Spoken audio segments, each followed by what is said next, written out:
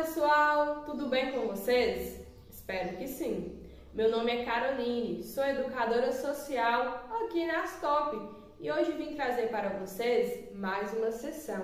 Mas antes, gostaria de convidar vocês para estarem seguindo as nossas redes sociais no Facebook, no Instagram e também aqui no YouTube. Hoje nós vamos trabalhar a sessão 3 para os docentes do módulo Sexualidade e Saúde Integral, do projeto Eu Me Amo, Eu Me Cuido. Essa sessão fala sobre o que é violência e abuso sexual, como identificar casos de assédio ou violência em crianças e jovens, quais as mudanças de comportamentos, manifestações físicas e emocional. Vocês vão ver a seguir um vídeo muito interessante. Gostaríamos até de deixar o nosso crédito ao canal da Prefeitura de Urupês, da campanha Faça Bonito, que fala sobre o combate ao abuso sexual, exploração sexual de crianças e adolescentes. Temos certeza que vocês vão gostar do conteúdo da nossa sessão. Gostaríamos também de falar para vocês que trabalhamos a nossa sessão online, mas também presencial, e que é muito importante a participação de vocês. Assistam o vídeo até o final, preencham a lista de presença e eu vou estar aqui, aguardando. Quando nós falamos da campanha 18 de maio, sempre a gente lembra da violência sexual contra crianças e adolescentes. Mas é importante também a gente lembrar que existem outros tipos de violência. Por exemplo, a violência física, a violência psicológica, a própria violência institucional, enfim, outras violências que ocorrem no âmbito familiar e também fora do ambiente da família. A vítima do abuso sexual infantil apresenta mudanças repentinas de comportamento. E a escola, por ser um espaço acolhedor, ela consegue perceber logo essa mudança de comportamento. Quais são as mudanças que a criança apresenta? Ansiedade, choro, agressividade, dificuldade de aprendizagem, dificuldade de se relacionar com os colegas, dificuldade de se relacionar com adultos, fica meio fechada, brincadeiras sexualizadas. Esses e muitos outros alertas estão presentes quando a criança é abusada. Mas existem muitos outros que são alertas para a família e para a escola, né, também, detectar que algo de errado está acontecendo com essa criança. Essas violências que essas crianças podem ser submetidas, de forma geral, tratam-se de investidas ou tentativas de pessoas, em sua grande maioria, maiores de idade, pessoas, portanto, que podem ser responsabilizadas criminalmente, e nesse instante elas tentam qualquer tipo de relação sexual de forma forçosa ou não, em algumas ocasiões até iludindo essas crianças.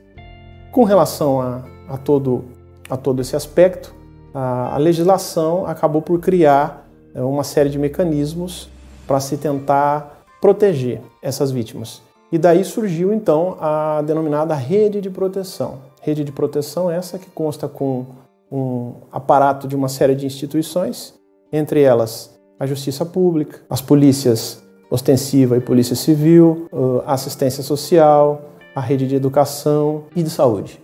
Geralmente, em todo esse contexto, quando se descobre alguém que foi vitimado dentro desse aspecto de violência sexual, de imediato a primeira instituição que costuma surgir e dar atendimento a esses casos trata-se do Conselho Tutelar, que é quem recepciona e comunica esse fato às demais instituições, seja a Polícia Civil ou até mesmo o órgão do Ministério Público. Uma vez notificado, as atribuições da Polícia Civil, que é a Polícia Judiciária, elas se iniciam, seja no momento da confecção do fato criminal, da apuração através de uma investigação especializada e da formatação do inquérito policial, que é um instrumento precioso, porque através dele todo esse arcabouço legal, todas essas provas vão ser arrebanhadas e arregimentadas dentro desse procedimento, e esse procedimento, ao término, ele culminará no seu recambiamento à Justiça, onde o Ministério Público, verificando que as provas são provas conclusivas com relação àquele indivíduo que praticou os abusos, oferecerá a denúncia e assim se iniciará o processo criminal. A sociedade também é muito importante na luta contra o abuso sexual da criança e do adolescente, pois se não tiver a denúncia, não há ação. E esta é a nossa função, estar recebendo as denúncias e tomando as medidas cabíveis. Portanto, pedimos à população que, caso saibam de algum caso ou suspeitam de algum caso de abuso com crianças ou adolescentes, que seja informado, que seja denunciado, tanto aqui para nós do Conselho Tutelar, como também pode estar fazendo no Disque 100. As denúncias podem ser feitas todas em sigilo, não precisa se apresentar, não precisa dar nome, pode ser feito dessa maneira. Então o que a gente pede de coração é que realmente denuncie. Após recebermos a denúncia, este órgão toma as medidas cabíveis ao caso, encaminha essa criança para os órgãos públicos e após isso também tem aí um acompanhamento, tanto com uma criança como a família, com esses especialistas, para que ela volte num convívio social e que ela tenha a proteção necessária nesse período de fragilidade. O Ministério Público tem um papel de indutor de políticas públicas. E a questão da exploração e do abuso sexual de crianças e adolescentes é um dos temas mais importantes na atuação do Ministério Público. O Ministério Público atua como indutor dessas políticas na busca da prevenção desses abusos, no sentido de conscientizar as pessoas para que a questão não seja naturalizada. Muitas famílias acham que crianças e adolescentes muitas vezes estão mentindo. Elas mudam de comportamento, mas as famílias não conseguem perceber que algumas vezes elas estão sendo vítimas de abuso. E o Ministério Público tem um papel fundamental na conscientização dessas famílias. Por outro lado, quando chega uma notícia de abuso ou de exploração sexual de crianças e adolescentes, o Ministério Público tem um papel central, à medida que é o órgão que promove a ação penal contra o abusador e contra o explorador.